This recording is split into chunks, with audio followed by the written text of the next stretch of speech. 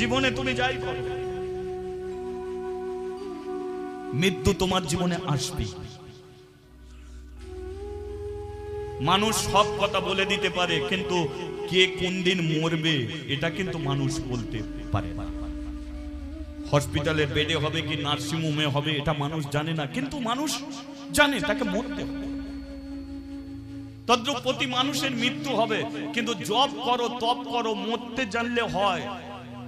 মরার সময় বদন যদি হরি বলে, নয়নে যদি ভগবান দর্শন হয়, তবেই তার মরণ যাত্রা শান্তির হয়।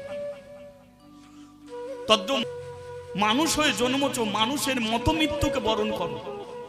মৃত্যুর জন্য মানুষকে প্রার্থনা করতে হয়। বলুন, তুলসী তলায় প্রণাম দিয়ে আপনি কি কোনোদিন বলেছেন যে হে মা তুলসী এবার আমাকে তুলে নাও?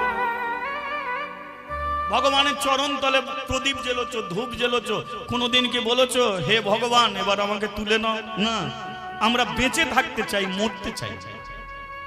আমরা ভগবানের চরণ তলে বসে বলি আমার মেয়েটার মাধ্যমিক পরীক্ষা ও যেন পাশ করে যায়, তাহলে বাড়িতে একটু হরিনাম দেবো, আর ফেল করলে ভিটে ছাড়া করে দেবো।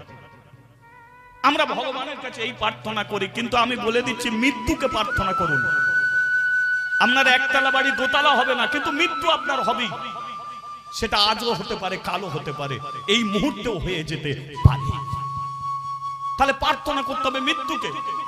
তুলসী তলায় প্রণাম করে চোখে জল দিয়ে বলো হে মা তুলসী, এই জল দিতে হয়তো আমি একদিন আসতে পারবো না,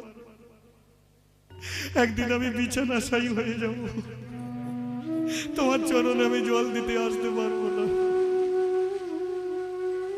তুমি এক কাজ করো, এমন একটা দিন আসবে তোমার চরণে জল দেবো, গলায় কাপড় দিয়ে আমি প্রণাম করব।